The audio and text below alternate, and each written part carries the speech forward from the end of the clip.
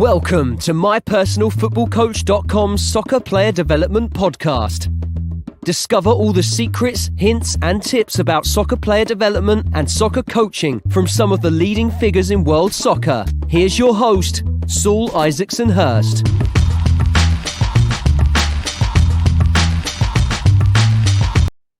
What's happening, guys? Welcome back to another show. And this week's guest is the highest level. It's Kenneth Santa. And Kenneth's been is a recruitment specialist. He's worked all around the world, started his career in Denmark, where he's from, worked for a few small clubs and worked his way up, working for Brondby, amongst others, then traveled the world, working in places like Saudi Arabia, India, Qatar at Aspire Academy, and now he's a head of talent idea at Singapore Football Association. So, really fascinating chat.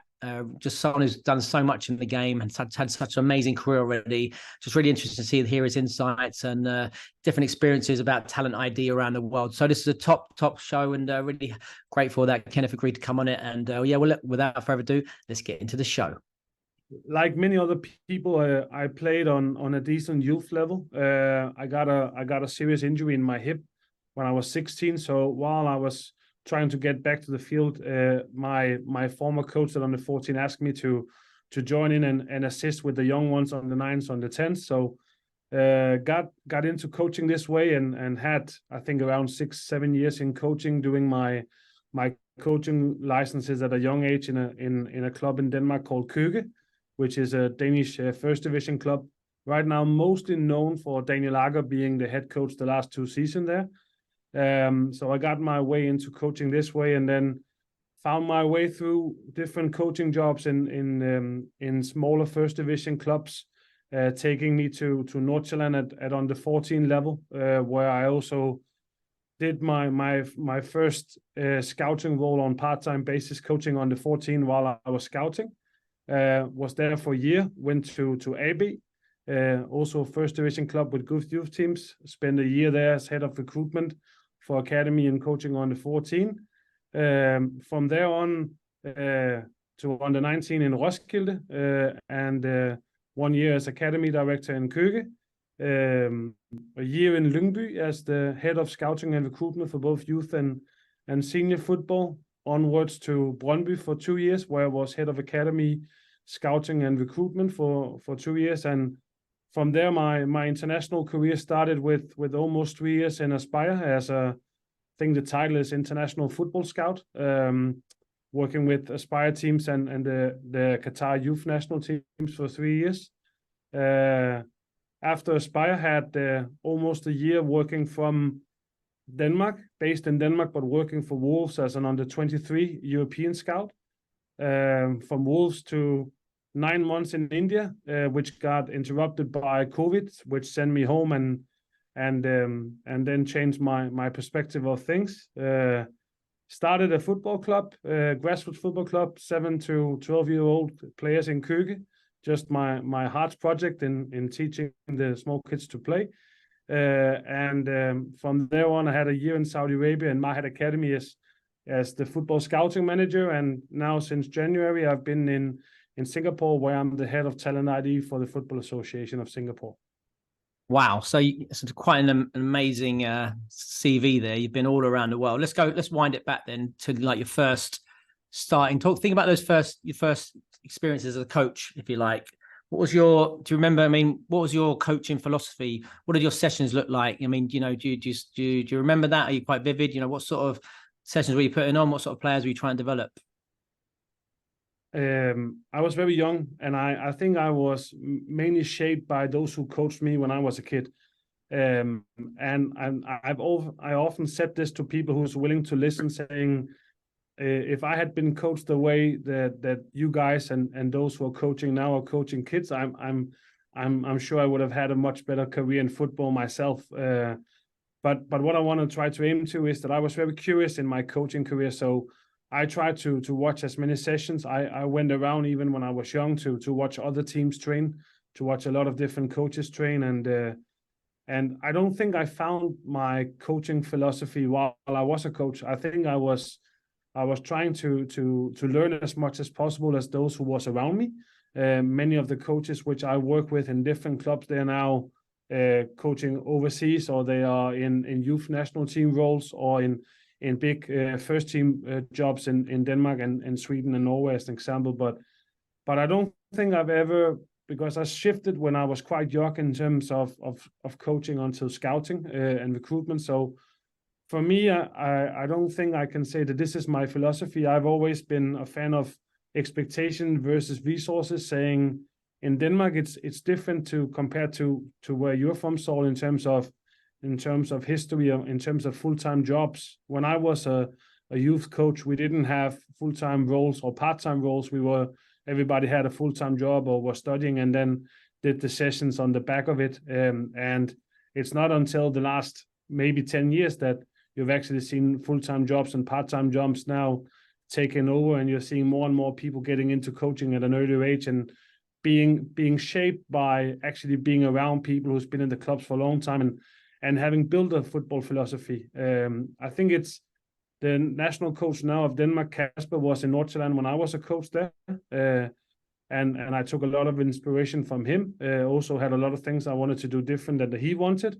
But mostly my year in Nordsjælland and my years in Lyngby, being around half of the coaches is now youth national team coaches with Denmark, I think is my turning point in terms of how I see football. But I see it, I think, pragmatic in the way of saying that there aren't many football clubs that can play exactly as they want, because they cannot recruit the players they want. In Denmark, from where I'm from, there is 3-4 clubs who are better than everybody else, and they can compete on the best players, and they can scout and recruit based on profiles that suits the way they play. And it's only 2 of them who has kept the same style over the last 10-15 years of playing. Some of the clubs are changing the style. So who are those 2 clubs that have kept their style of play? The only club which is 100% loyal to their DNA is FC Nordsjælland.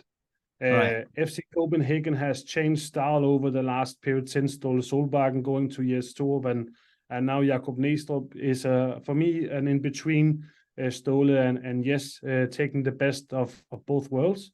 And what's Nordsjælland's philosophy then? What's that look like? Sorry, my CV turned on. That's okay. What's that Nordsjælland's philosophy? Explain that. So what does it look like, Nordsjælland's? What's their identity, their DNA, if you like? I think they have developed since I was there, and I think they've taken the best parts out of Right to Dream in terms of how they saw things. I used to call Nordsjælland Lyngby Light, because the Nordsjælland way was shaped by the Lyngby people. Kasper was a part of Lyngby in his younger coaching career, and most of the coaches who's been a part of it up there has that education in football. But in terms of how they want to play, and in terms of how they educate the players from their young, has developed since they've been a part of Right to Dream. So they used to be what I would normally call a Barcelona light in terms of how they wanted to play. And since taking on Right to Dream values and different player profiles, they have now created a different flexibility in their way of playing, which is it's still based around having the ball, still based around wanting to control the games, but depending on which player profiles they have, they are flexible in terms of their patterns. Which for me is interesting. And then I'm sorry to interrupt, because I know you're a busy man. I haven't got much time with you, so I'm going to try and get all the juicy bits from you. So just what's like? Tell me just briefly, like what's Denmark? Does Denmark generally have an identity of football? Like, in England, we've gone through a change of identity really in the last 10 years or so, thank God. We play much more modern brand of football. We're playing out from the back, much more technical footballers. Not everybody likes that. That's why. But now it's finally showing success in terms of our performance in tournaments. What's the identity like for in Denmark? Is there like a Danish way, simpler ways? I mean, essentially, when I look at Sweden, obviously I'm half Swedish. I look at Sweden and Norway. I see a lot of similarities between old style English football, quite direct, a lot of athleticism, big boys. That sort of way. What's it look like in Denmark? Is it similar sort of profile as the rest of those Scandinavian countries? I think it's safe to say that over the last 20 years, Morten Olsen has probably had the biggest impact in terms of development of football in Denmark. And Morten's background is from Ajax.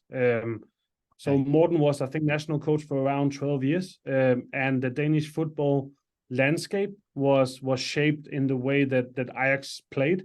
So Denmark was for a long time a light version of the Dutch way of playing, which is a little bit interesting because I think the biggest results we have had has been, I don't want to say playing British, but when we won in '92, when I was 9 years old, I remember a defensive team who was standing and waiting and was living on transitions with a couple of world-class players in goal and Brian up front. But the game has, like any other things, all has changed. And what you're seeing now for me is with Kasper has taken over the team. It's a Kasper and Morten are similar in terms of how they see football.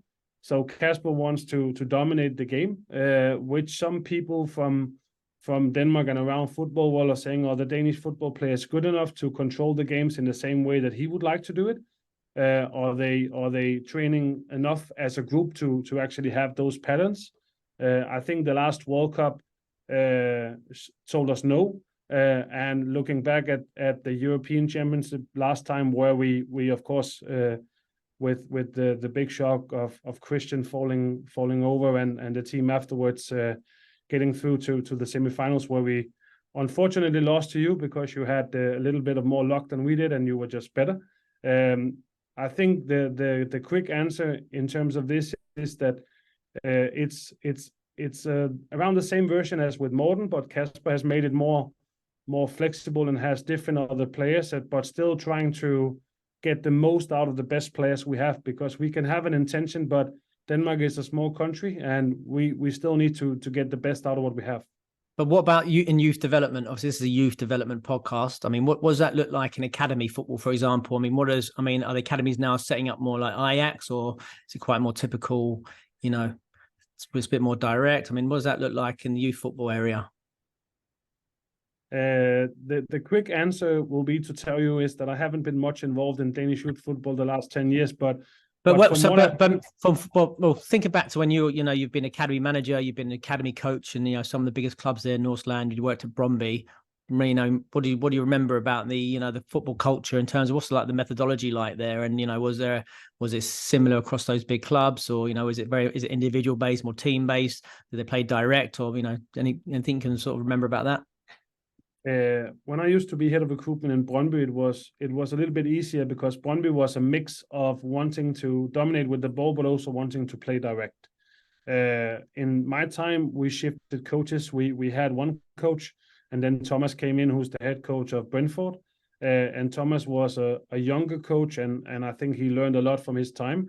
But what I wanted to aim at is that in Brondby, as an example, we wanted to play in one way in the academy, the Dutch way with 4-3-3. And wanting to have, depending on the players, we were able to recruit.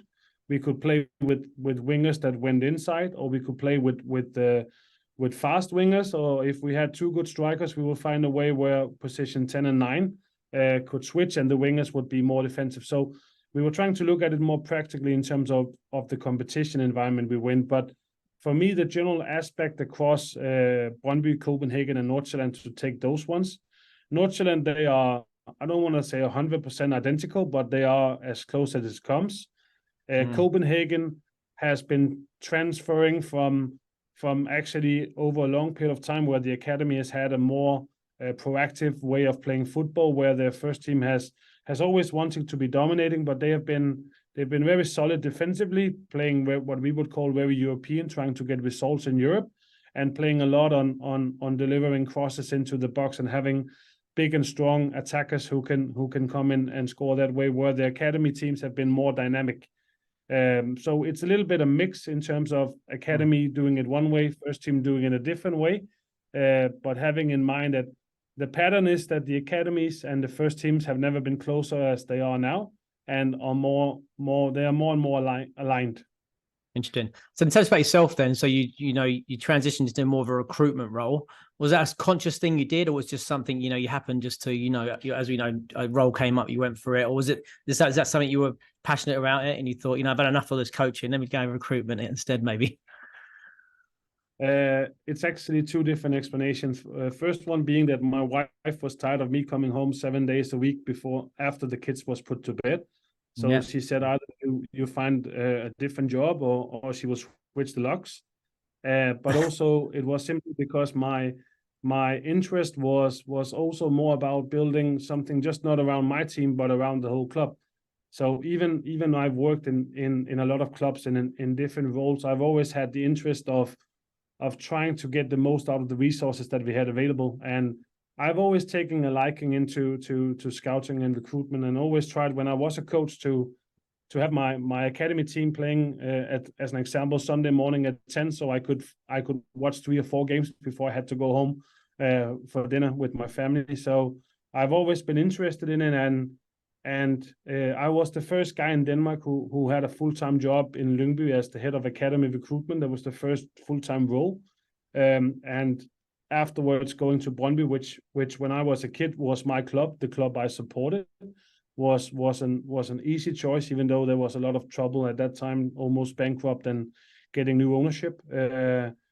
My career just moved in direction because I think I saw an opportunity. So I wanted to be the best within my field, and I felt that there was a lot of gifted and talented youth coaches who not like me had 2 young kids and a wife, and could invest a lot more time in that aspect. And I could see that I could have a career path in terms of scouting and recruitment, which was something I enjoyed and I felt I was good at, and so I pursued that direction instead. What's the main challenges about being a full-time recruiter? What are some of the things which you noticed initially were a bit problematic, or things you had to get over? For me, it's the letting go. For me, when you are doing the scouting, you're doing the screening, you are doing the recruitment if you're the head of recruitment, and then you're delivering the player to the coaches. It's the trying to be involved in terms of having a relationship with the parents, where you can sometimes mediate in terms of problems, especially with academy teams, players, and parents. You can be the person in between who can speak to the coaches sometimes and try to see if you can find a way, because some of the things that you deal with when you recruit players in academy level, the coaches, if they haven't watched the players themselves and they are just given the players by the recruitment department, they're not always seeing it the same way as the recruitment department is. So for me, it's the letting go part. It's the trying to be around, but accepting the fact that the coaches are with the players 4, 5, 6 times a week and working with them in all the games. And you've gone from following the players outside every week to potentially seeing them in training once every 15, 16 days and watching maybe every 3rd or 4th of their games. So for me, it's the letting go part and accepting the fact of there is good people in the organization who will make sure that development continues. And then what about, I'm interested, Denmark, particularly as a recruitment hotbed. What's that like? What is it like for you? Is it, is it easy to get players? Is it a football mad culture? Obviously, we'll talk a little bit in a minute about the other places you've been where maybe there's been other challenges in terms of their attitude to football. What's it like in Denmark in terms of trying to get players through the door? There's a big difference in terms of which clubs you work for. And I've always said that for those who've only worked for Brondby, Copenhagen, and Nordsjælland, they should have tried working for the smaller clubs when they do the recruitment, because that's real recruitment and hard work. The bigger clubs who can show the players around and the parents around the stadiums, they just have an advantage. A lot of the players and the families are fans. And to my experience until now, when you get the players in the seat, you get the parents, you show them around, you provide them with the individual development plans, and you provide them with how you see them. You bring in the head coach for the different age group. It's I don't want to say it's easy. There is a lot of profiling, and there is a lot of understanding the psychology part from the recruiter, the scout, to the parents. But football in Denmark is the biggest sport, and it is a career path, even though it's very few players who make it. Then the easy answer is saying it is easy moving them. Yes. So let's talk about your first experience abroad. Then you go to the Aspire Academy in Qatar. How did that come about? What was your thoughts about going on to try that? I was so lucky when I worked in Lyngby that we were invited to come and join with our 99 age group. we didn't do well. We actually got kicked. We got our ass kicked 2 times. I don't know if you're allowed to say this here, but I'll do it anyway. Go for it. But you know, when I went around and saw the facility and saw everything, I think I was as close as falling into love with facilities as you can possibly be. And when I was there, I showed a lot of interest in learning from a lot of the staff members at that time who was there. At that time, it was mainly English people and Dutch people who was there, and I met up with a lot of them and showed interest in what they did. And from there on, when I announced that my time at Brondby had come to an end, I actually got a message from one of the scouting coordinators, Juan Lu, who is in America now, who asked me to send me his CV, so to send my CV to him. And the day after, I had a job interview with the HR department. So I don't want to say by coincidence, but I think I can say from showing interest and being lucky to be present at the right time. Wow. So you decided to leave Brondby before you had the job lined up? No. I didn't decide to leave Brondby. It was a change of direction from the sports director at that time. So I think that's a nice way to. Sorry, yeah, I've experienced that one as well. Yeah, sorry, that comes hand in hand in football, right? Anyway, so let me move on swiftly there. So then, what was it like then? So now you work in recruitment in Qatar. You know, what's that like? You know, what was the initial challenges and like that? What was it, contrast that to work in Denmark?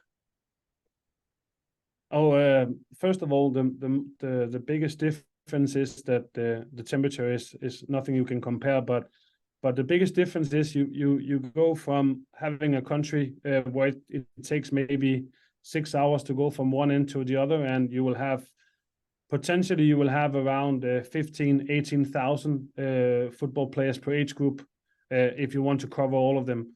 In Qatar, you have somewhere around 400 to 450 players who's registered in the QFA database. When I was there, I cannot remember, it was 16 or 18 clubs at that time. So the structure we had in terms of Qatar versus Brondby cannot be compared, but we also, around each of the teams who had from under 13 and up, which is our full-time age group, we had what I would call a first team staffing group when we had the staffing meetings, we would have 10 people around the table, going from head coach, assistant coach, goalkeeper coach, S&C coach, sports psychologist, dietitian, scout, analyst, and from time to time we would also have different coordinators joining in to oversee as well. So the biggest difference was it felt like being with the first team, even though you work with players who, when I joined, I worked with 15 and 16s. And in my last 2 years, I had the pleasure of 13, 14, and 15s. So a very big difference. What sort of players are you recruiting there? They got different profile from the Danish players?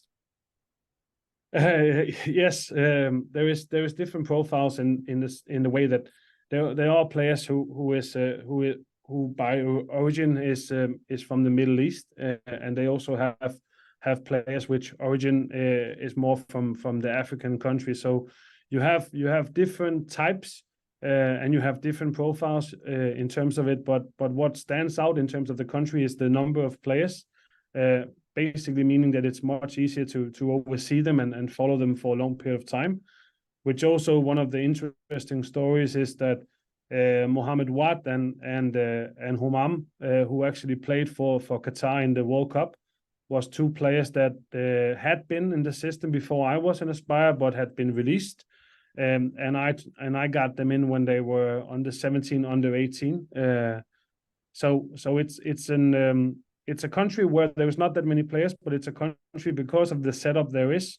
The players, they get followed, and there is a follow-up on them, and you cannot say nobody can go through the cracks, but we had somewhere between 6 and 8 games a week to cover from each of the age groups, and every week we would have somewhere between 60 and 70% coverage of all the games with all our staff. So most players was watched somewhere between 15 and 20 times a year, and had reports on them as well. What about culturally? What about lifestyle? I mean, what was it like moving there? And is your wife, she finally happy now that you're not coming home late? She got a smile on her face now? My wife and my kids and myself, we probably had the 3 best years of our life living in Qatar. Probably mainly because there was a time to work, and there was moments where, because of different cultural ways or religious ways, that they would have breaks in Eid, as an example, or public holidays. So I would have a working week where I would have some very long days, but there would also be weekends where I was actually home. And compared to my experience working in Denmark, where I would work 7 days a week and probably somewhere between 60 and 80 hours a week, where my kids were awake, then sometimes I was actually able both to take them to school, pick them up from school, and have dinner with them, depending on the schedule of the week. So an amazing experience for us, to be honest with you. Lovely. So then your next role's at Wolves. How did that come about? Tell us about that experience. That's network, simply by network. Wolves were in the market for hiring international scouts. A guy which actually applied for a role in Aspire, a guy called Bernard Scheutemann, who is now in Feyenoord. Bernard and I had come across each other on several occasions, and Bernard reached out and said that he was at United at the time, and they had approached him and had asked if he had any connections who was from Denmark, Sweden, and Norway. So I was introduced to Matt, who's now the technical or football director in Wolves. At that time, Matt has just been promoted as the head of, I think, international scouting or something it was called at that time. So simply by a network interview, went over, made a presentation on players I thought that they should have a look into, and how I worked, and what should be our focus in the Scandinavian countries. So simply by network, and of course being able to get through the interview of making them understand that I knew what I was doing. Yeah, tell us about that, and I'm interested about that. I mean, what's different than that? Well, how is that role different? I mean, now you're recruiting for a club specifically. How is that? What's your approach? How does that differ from what you did at Aspire or in Brondby or Northland, for example? And tell us like your average like working week. What does your working week look like? The biggest difference is that in the other countries, you actually go into the office and you feel like a big part of the club. You feel like a big part of the project. When you're working remotely, you are in touch on WhatsApp. You're in touch through video calls. And if I don't remember wrong, I think we were brought in around every 5th week, where we will be flown over and having meetings Monday and a Tuesday, as an example.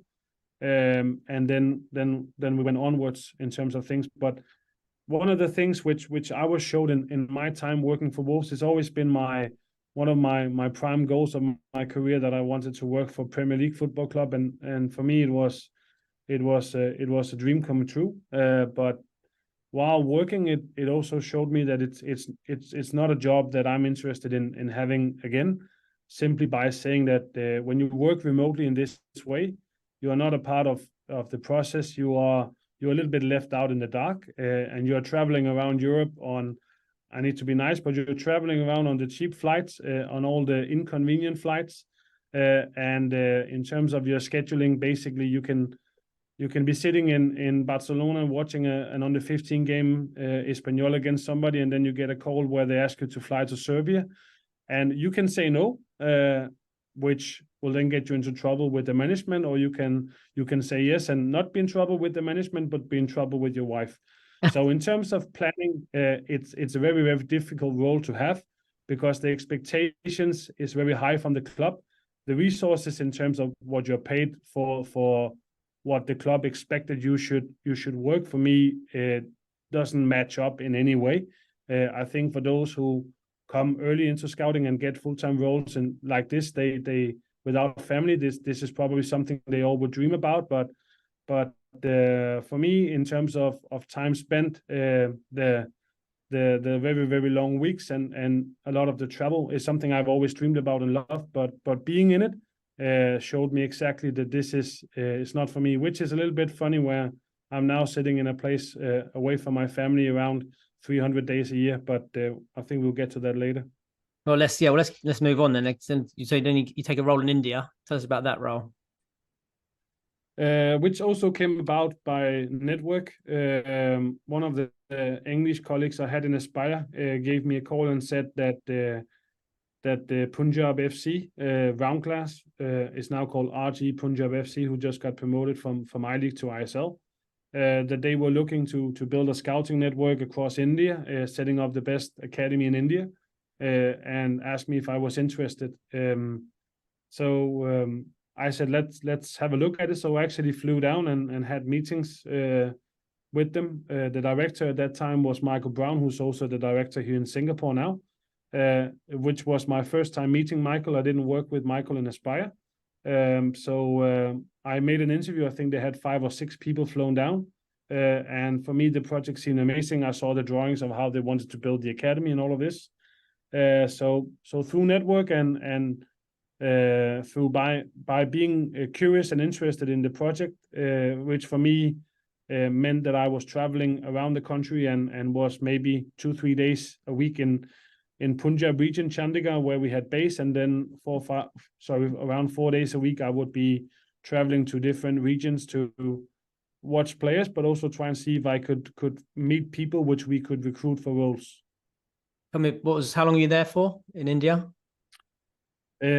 Actually, only 4 months in India before COVID broke out. So just around 9 months in total. But I only, unfortunately, managed to be there from November to, I think we went home in March when the Danish Prime Minister went on television and said we had 3 days to get home. And my nephew, aged 8 at that time, he called me and said on video that the Prime Minister had told me to go home. So I had to do what she said.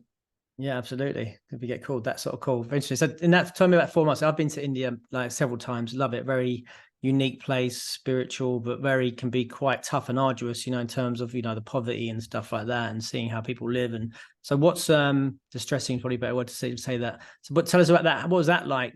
Culturally, that must have been, it's obviously very different to Qatar and very different to Denmark. What was that? What are the main challenges like trying to work and find players in that environment? First of all, I loved my time in India, and I mostly loved it because the project which was made actually meant that we could potentially move players out of in bad situations with the families, and 99% of the players which we scouted, recruited, and we brought them to the academy. So we made sure they had education and they had food, and most of the families was very happy, and also suggested on time to time that they also had brothers and sisters that was talented, that they was hoping that we would recruit as well. So it was hard soul in terms of traveling around and seeing people living on the streets and not being in good environments, but the joy in the kids' eyes when you saw them play. And for me, what I saw, especially from the younger kids, was that if India was in a different state of mind, if they had more regular competitions, if they had more facilities, if they had an infrastructure where kids could actually make it, and not only from the small cities or the small near fields they have, they could be, I don't want to say a major power in football, but the football players up to the age 11, 12 that I saw when I traveled around compared to Europe and what I've seen was not worse. They were the same level. They were some of the players standing out to a degree where, had I worked in Denmark or still at Wolves, I would have tried to bring them in for training. The biggest problem is simply the lack of facilities, the lack of infrastructure, and the lack of understanding how to set up competitions and training environments. So where did you scout the players? I'm interested in, did they have you go into leagues and teams, or you're looking for street players? I mean, how you get in people, you sort of people tipping you off about sort of talents. So how did that work? It worked in different ways. Just when I came in, the club had organized trials up in Northeast. So it's a familiar thing in India and around, that a lot of the very good players come from Northeast, from the mountain sides where football is their way of life. I call them small soldiers because they're just built different. They're built like small fire pilots, very, very fast, very agile, and very determined in terms of playing, and also very curious and eager in terms of learning. Traveling to Kolkata as an example, where the players were had more game understanding, were more were more asking for the balls in different ways, and then going in our own Punjab area where the players by origin was bigger and stronger. Having over 1 billion people in the country provides a lot of different player types and player profiles. So how many players were within your scouting remit? I mean, what sort of area were you scouting? Were you scouting the whole? I mean, obviously India's a huge country like that. I mean, you're not scouting everyone, are you? It's a lot of people. That was actually the intention. So the intention was to hire 22 scouts across 22 different regions of the country. So that was the intention of going in, and that was also what drew me to get there, because the project was massive when I came, and I could see myself staying there for a long time because it was good people. Michael as the director, Andy as assistant director, Curtis Fleming and Damien Matthew, who's now in Rangers, etc. So a lot of good people was a part of the project, and the owner had good vision for how he wanted to build it, but COVID just changed everything. I'm interested, did they carry the project on now after post-COVID? Have they gone back into it, or? The project is still on, but during COVID there was a change in direction from the ownership, which meant that it was new owners who not new owners, but it was new people. Safe travels. It was they brought in new people, which basically meant that, like with your experience in football, if you bring in new people want to bring in new people. So they are now in a different direction, and they have closed down big parts of the academy, only working with, to my knowledge, on the 15 and above, where we were working down to under 9s. And the first team just got promoted now to the ISL. So congrats on that part. Interesting. So then tell us about your next project in Saudi. Is that right? Yes. Which is also a very big country. Yeah. Tell us about your role there. Tell us how it came about and what you're doing. Yeah, I had been in contact with Mahad Academy for a long time. Abdullah Hamad, who is the president of Mahad Academy, was one of my colleagues in Aspire. So I had actually been there visiting him for a number of times. Not a number of times. I've been there to visit him and help them trying to get people in. They hired Jan Yap as the football director in Saudi, and JJ was my scouting coordinator in Aspire, and he reached out and asked me if it was something I would want to be a part of. And for me at that time, I'd been in Denmark for around 18 months, setting up my little grassroots football club, trying to get the best and the most out of the COVID period. And the offer came at a good time. And when I joined the project, the intention was to build 3 Aspires, in terms of building an Aspire in Jeddah and an Aspire in Dammam, and having the base in Riyadh. When I call it Aspire, it's so people, they understand the visions of the project. The vision was to hire 15 full-time scouts, just to make an example, put the 5 in each of the locations, and reach out to the whole region in each of the 3 main centers in order to build to become the best in the Middle East. So how long were you there in Saudi? I was there for a year. 1 year. So then I'm interested in, so tell us about that then. What were the different things you experienced? Again, you've gone, was it very similar to working in Qatar, or was it could be different? What are the challenges of that sort of thing? No, I think some things is similar because it's country which is just next to each other, but the intentions was good. The project, as I said, changed. I think 10 days after I came, the football director JJ got replaced by Ed, who was at that time the strategy director. He's still there as the football director now, who also used to work in Aspire, working with the younger ones from 9 to 12 at that time. So I knew him, and in fairness to Ed, Ed took over a group of staff members and a group and strategically plans, and then from the top, the project just changed. So we tried to adapt best possible, and the intentions was to build three different places. We managed within the first 7 months to set up the Jeddah department and set up the MAM. what one of the biggest challenges we had was simply the project was growing at such a big pace that it took so tremendously long to actually get people in. So I don't want to call it a one-man band, because we tried to take some of the coaches and go with me around when we went to different regions of the country to hold festivals or trials. But we managed to set up the 2 other regions as well. And in all fairness to Saudi and the football landscape, Saudi has a lot of good football players, and a little bit like the same in India. If you're watching players in Riyadh, they look like one thing. If you watch players in Jeddah, they look different. If you watch players in Apa, you watch players in Jisan, which is close to Yemen, they look different. So they actually have the different types, not forgetting about the players from Makkah. So in terms of potential, I love being there. I love traveling around, and I love seeing the potential of the players, and I love to actually to get that experience meeting so many different people, because when you travel around like we did in my time, I was only in Riyadh 1 or 2 days a week, and the 5 other days a week I was traveling the country with. Somebody called us the traveling circus. I prefer to call us the traveling scouts, but the intention was the same. It was to brand the academy, and it was to secure we could set up the different centers, which we managed to do.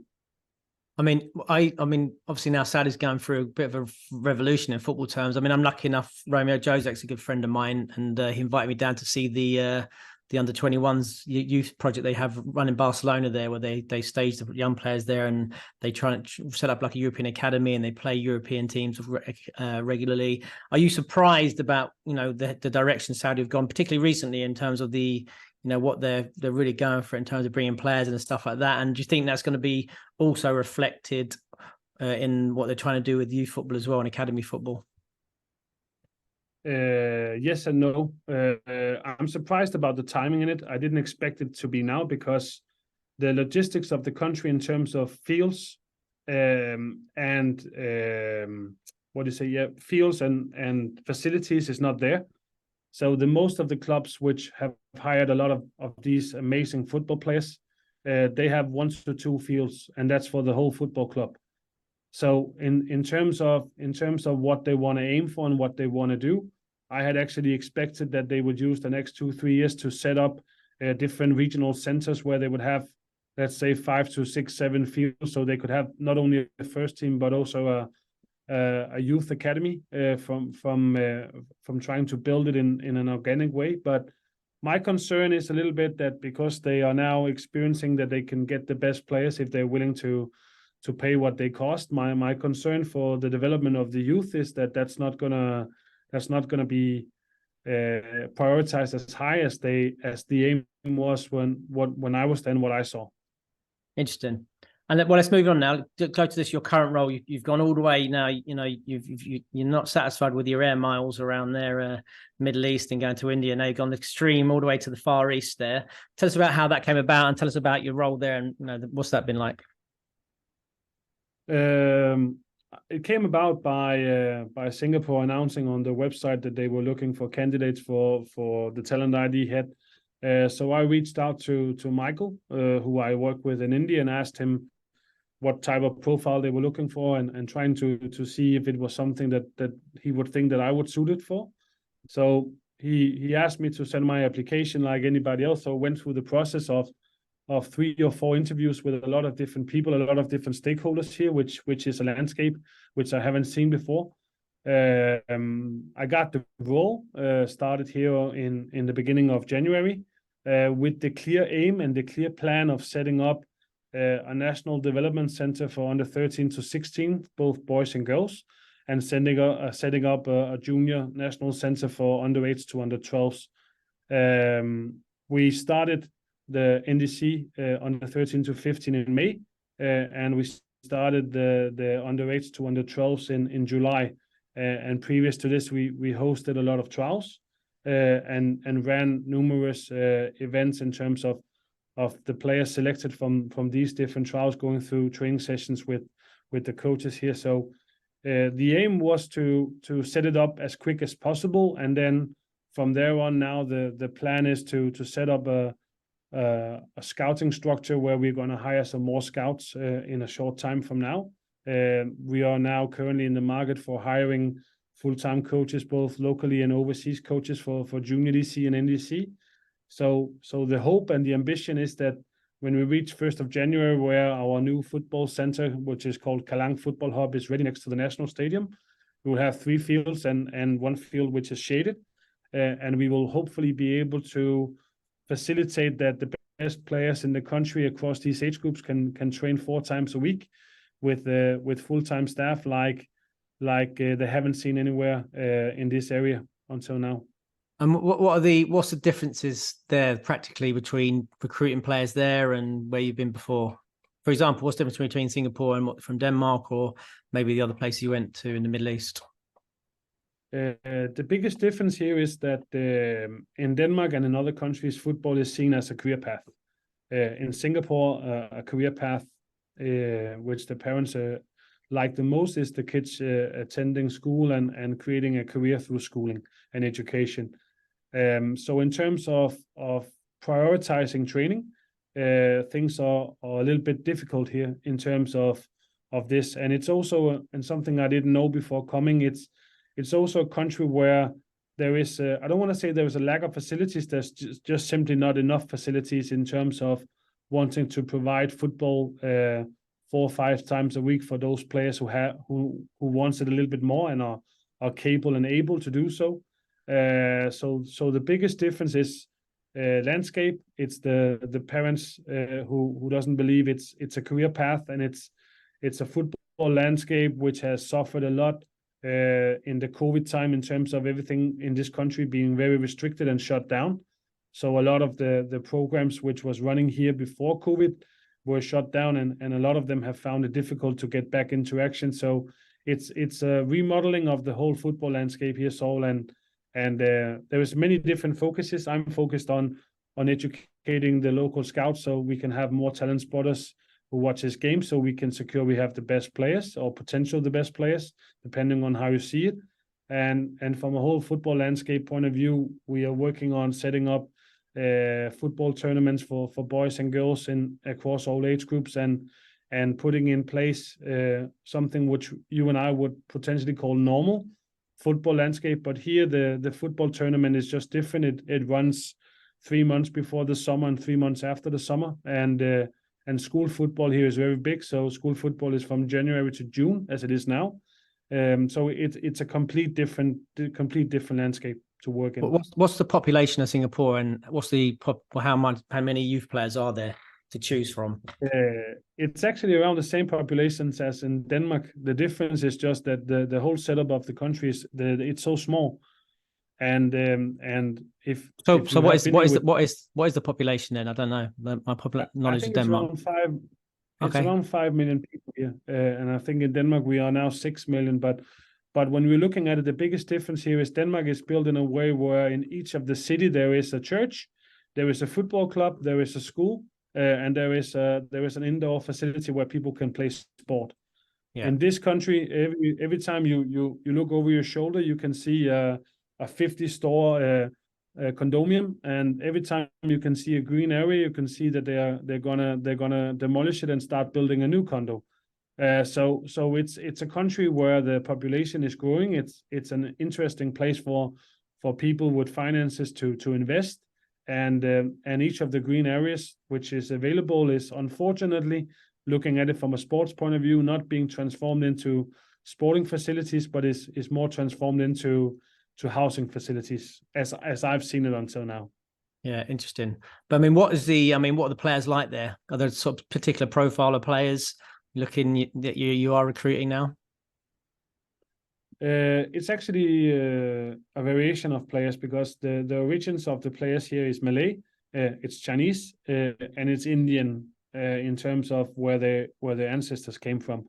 So we have these different variations here in terms of Singaporeans. And in terms of mindset, in terms of physical profiles, they don't look like each other. But in terms of looking in player profiling, etc., the low amount of regular competitions at different age groups a few times a year means that we have had and we are trying to set up a different way of approaching it, where we are combining weekly scouting with running trials, simply to draw out those street players and try to create a revolving door where, because of the country being with around 5 million, the country is so small that it takes you maybe 60 minutes to go from one end of the country to the other end of the country. Wow. So everybody can travel with the MRT or the buses here. It's very convenient. And having that in mind, we are trying to centralize and trying to facilitate that we actually discover the talents which are here. And I'm quite positive that we've already come a long way. And it's my hope that with the new setup of the NDC and Junior DC, and getting more colleagues on board, both in terms of full-time coaches but also full-time scouts, that we are actually gonna make sure that it's the best players who are here, and not just the ones who showed. So then, how's that going to work with the Junior DC? For example, what age is he getting in? How often are they going to train? The Junior DC is from under 8s to under 12s, quite similar to Aspire and the feeders. And the intention is they will be training 4 times a week, 3 training sessions, and then a game day. The current scenario now for NDC for boys is that they're training 2 times a week, where the ambition when we come to January and the facilities are ready is that both Junior DC and NDC will be training 4 times a week, and both of those age groups then in the weekends will be playing competitions in Singapore Youth League. For the smaller ones, the idea and the intention is to let them participate as Junior DC teams, where the bigger age groups is similar to Aspire, where the intention is that the players will go back and represent their clubs in the weekends. And how many players do you hope to have in the junior program? We actually each age group, for example. We don't want to limit ourselves, but of course we are limited by facilities and people and potentially time slots. Right now we have somewhere between 35 and 50 players in each of the age groups for the Junior DC, and the NDC teams is currently somewhere between 26 and 28 players. And what's the ambition for the FA, for example? What's the end goal? I hope there's no end goals in football, but only part goals, and hoping that the end goal is that we keep on moving. But the goal is spoken from the acting president, Mr. Bernard Tan, who has come out in an interview and saying that in 2029 we are hosting the SEA Games here, and it's the home and the ambition that the under 22s at that time can compete to win. And from the whole public's point of view, it's been an ongoing thing that they are always saying here, that they're hoping that the national teams can actually one day make their way into a World Cup. That's if you want to find an end goal, that's an end goal in terms of it here. And did you say have your family moved to Singapore with you, or did they stay in Denmark? No, my wife and kids are still in Denmark. Yes. And what's the plan? They're going to move over, or you plan to stay there? What's the plan there? When I came, it was my hope and my intention that my wife and my girls, who are now 16 and 17, would actually come. But I found out that I'm working somewhere between 70 and 80 hours a week, 7 days a week.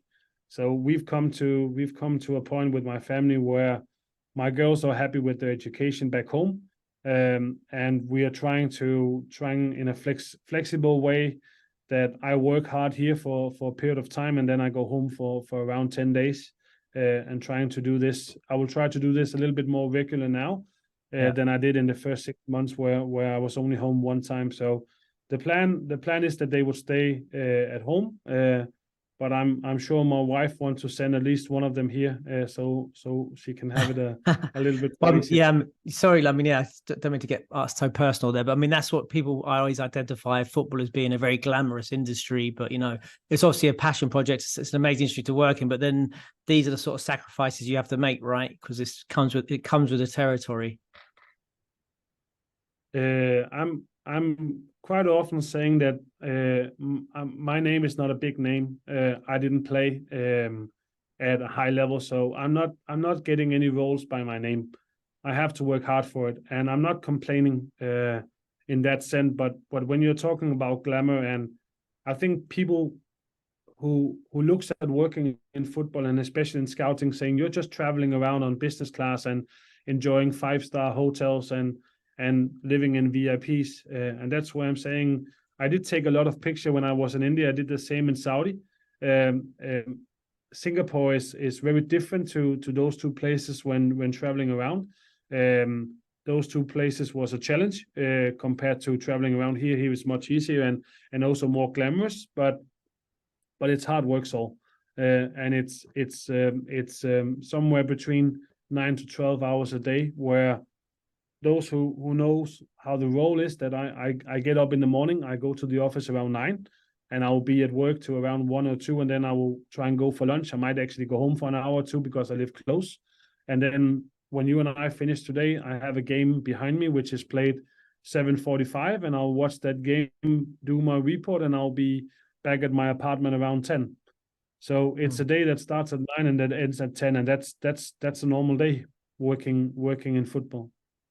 And what about yourself? And do you have any ambitions or further things you want to do? I mean, any other countries you want to visit and work in? I mean, you're pretty much going around the globe. What your own personal things in terms of, do you have ambitions, other ambitions in the game? I think everybody has a lot of dreams. For me, I'm trying to get the most out of where I am, but I'm also very conscious that football can change in a moment. And right now, the leadership has one direction, and in my experience, sometimes leadership change and then the direction change, which means that my way of looking at it and me planning my future can change as well. So right now, in the role I have, I cannot plan for a long time ahead. But I'm happy and I feel privileged by being able to work in football and getting to travel the world and meeting people around the world.